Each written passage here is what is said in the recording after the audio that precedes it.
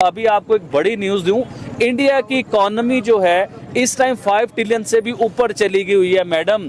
यानी कि वो दुनिया की तीसरी बड़ी इकोनॉमी बनने वाले हैं। ये करीब है, ये ज्यादा दूर नहीं है। पाकिस्तान जो हैं वो भारत का दौरा करते हैं और पाकिस्तान के ऊपर से गुजर जाते हैं और हमें लॉलीपॉप सिर्फ यही मिल रहा है, हम आ रहे हैं आ रहे हैं आ रहे हैं, हम आएंगे आएंगे, और हमारे वज़ीर साहब इंतजार कर रहे हैं। उन्होंने एक जो है ना मुहिम चलाई थी अपनी कंट्री के बीच में कि हम मेड इन इंडिया के ऊपर काम करेंगे।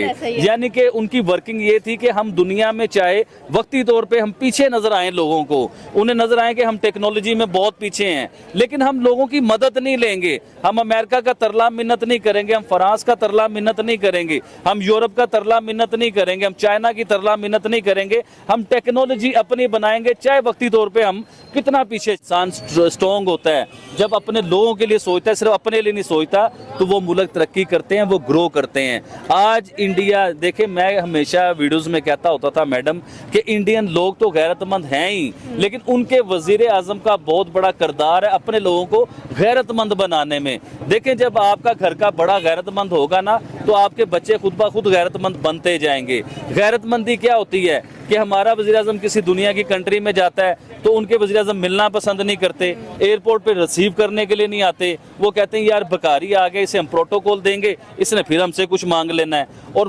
भारतीय वज़ीर आज़म जब दुनिया के किसी मुल्क में जाते हैं ना, तो फिर उन्हें रेड कारपेट का इस्तकबाल मिलता है। उनके प्लेन के पास जो है ना, उस मुल्क के वज़ीर आज़म या उस मुल्क के सदर या उस मुल्क के बादशाह उन्हें रिसीव करने जो है ना, इंटेलिजेंट में बहुत आगे जा रहा है। टेक्नोलॉजी में भारत पूरी दुनिया में आगे जा रहा है, और ये बात सच भी है। इसमें कई बार हम लोग डरते हैं ये बात करते हुए, इस चीज़ आते हैं हम लोग ये बात करते हुए कि भारत को हम अच्छा कह देंगे तो पता नहीं क्या हो। बड़ी सख्ती से टिकटॉक को बैन किया, और उन्होंने ऐसा बैन किया कि पूरे भारत में पिछले कई सालों से आपको टिकटॉक का नामो निशान नज़र नहीं आएगा। अच्छा, यूएसए की अब बात करते हैं, अमेरिका की।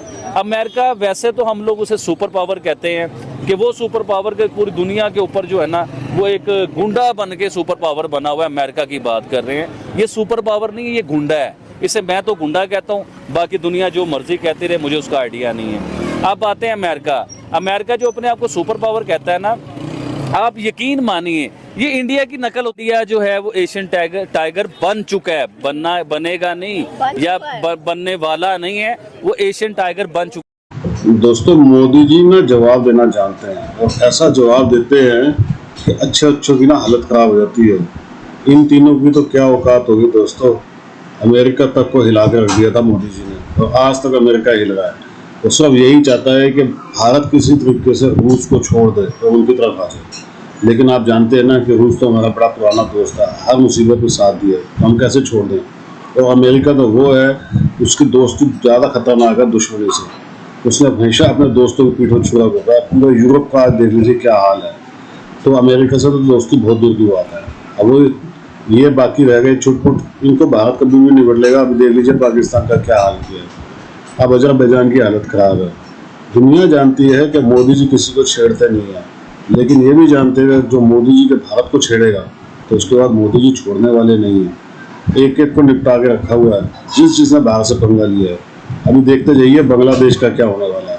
कमेंट्स कीजिए, वीडियो को लाइक और चैनल सब्सक्राइब जरूर कीजिए। सबसे पहले भारत की नज़र पड़ी, क्योंकि भारत जो है ना इंटेलिजेंट में बहुत आगे जा रहा है। टेक्नोलॉजी में भारत पूरी दुनिया में आगे जा रहा है, और ये बात सच भी है। इसमें कई बार हम लोग डरते हैं ये बात करते हुए, इस चीज़ आते हैं हम लोग ये बात करते हुए कि भारत को हम अच्छा कह देंगे तो पता नहीं क्या हो जाएगा। बड़े लोगों ने ये कोशिश की आके मेरे ऊपर हमला करने की भी कोशिश की, या मेरे लोगों ने आके मुझे गद्दार कहना भी शुरू किया, लेकिन इसका मकसद ये नहीं कि हम लोग डर गए।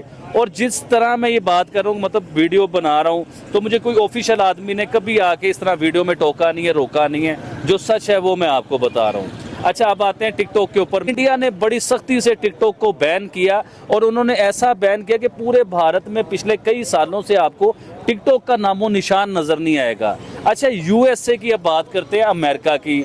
अमेरिका वैसे तो हम लोग उसे सुपर पावर कहते हैं। आप यकीन मानिए ये इंडिया की नकल उतारता है, और ये एक जगह पे नहीं, ऐसी कई जगहों पे मैं आपको दिखा सकता हूँ कि इंडिया की वो कॉपी करता है, इंडिया की नकल उतारता है। अभी आप रिसेंटली देखें कि इंडिया का जब इंडिया ने वो चाइना की ऐप जो है वो टिकटॉक को बैन किया, तो उसके बाद अब अमेरिका उसी रास्ते पे चल पड़ा है, उसी कदम के ऊपर कदम रखता जा रहा है। अब वो भी ये कह रहा है जी कि हमारी सिक्योरिटी के इश्यूज हैं टिकटॉक को लेके, हमारे राज नहीं रह रहे हैं, तो हम लोग भी टिकटॉक को जो है ना बैन करने वाले हैं। आबिद भाई, मैं ये कहना चाहती हूँ कि आपने कुछ अर्सा पहले एक रिपोर्ट देखी होगी जिसमें ये बताया गया था कि भारत ने चाइना से अपने जो लैपटॉप वो खरीदता था, कह लें कि जो इंपोर्ट करता था, और साथ में आईपैड वगैरह यानी कि टेक्नोलॉजी इंपोर्ट करता था, उसको बैन कर दिया और काफी कह लें कि नुकसान भी हुआ चाइना का। उसने कहा कि हम ये लोकली मैन्युफैक्चर करेंगे और स्पेशली अगर देखा जाए तो अपने लोकल वेंडर्स को बहुत ज्यादा प्रॉफिट प्रोवाइड करेंगे, या कह लें कि उनका ख्याल रखेंगे। इसके बारे में क्या कहना चाहते हैं कि एशियन टाइगर यानी कि भारत जो दुनिया पर छाया हुआ है,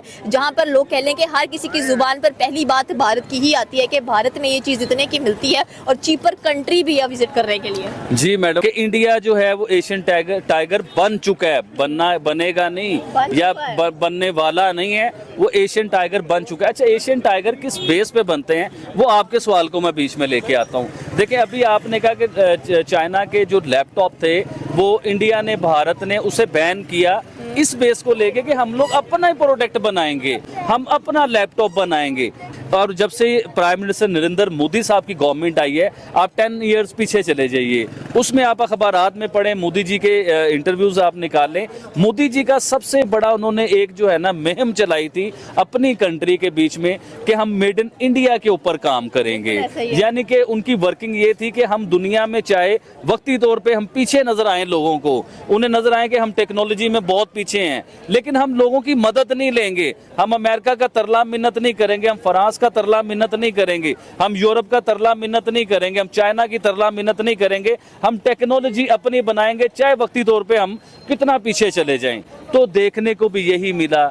पाकिस्तान में जदीद चीज़ें आपको नज़र आने लग गई, पाकिस्तान में जदीद गाड़ियाँ आपको नज़र आने लग गई, पाकिस्तान में जदीद फ़ोन आपको नज़र आने लग गए, पाकिस्तान में जदीद बिल्डिंगें आपको नज़र आने लग गई, लेकिन भारत में ये चीज़ें थोड़ी सी पीछे नज़र आ रही थी। लेकिन हमें क्या पता था कि वो मेड इन इंडिया के ऊपर ऐसी वर्किंग कर रहे हैं कि 10 साल बाद वो पूरी दुनिया को हिला के रख देंगे, पूरी दुनिया की नज़रें भारत पे होंगी 10 साल बाद कि वो क्या वर्किंग कर रहे हैं ऐसी। तो देखिए, उन्होंने जब मेड इन इंडिया पे काम किया मैडम, तो वो आपकी इकोनॉमी में बहुत बड़ा एक फ़र्क लेके आता है। वो किस तरह लेके आता है? देखिए, इंडिया ने एक प्रोडक्ट बनाई, फॉर एग्जाम्पल इंडिया एक टी शर्ट बनाता है और टी शर्ट की क्वालिटी आउटस्टैंडिंग कर देता है वो, तो वो पूरी दुनिया में एक्सपोर्ट होता है, पूरी दुनिया से पैसा आपको आता है। जब डॉलर्स पूरी दुनिया से आपके मुल्क में आएंगे तो जाहिर बात है आपका मुल्क खुशहाल होगा, आपका मुल्क ग्रो करेगा, आपका मुल्क तरक्की करेगा।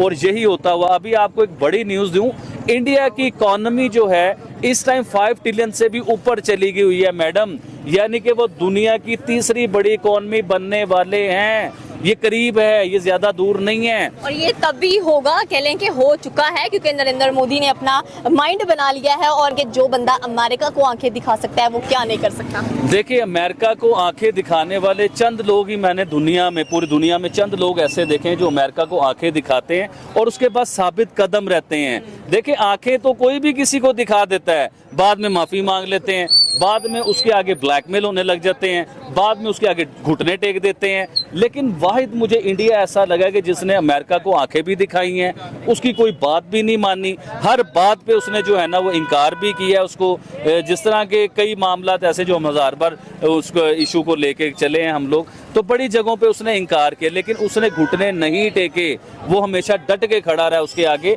और आज आप देख लीजिए, देखें, जब इंसान पावरफुल होता है ना, जब इंसान स्ट्रॉन्ग होता है, जब अपने लोगों के लिए सोचता है, सिर्फ अपने लिए नहीं सोचता, तो वो मुल्क तरक्की करते हैं, वो ग्रो करते हैं।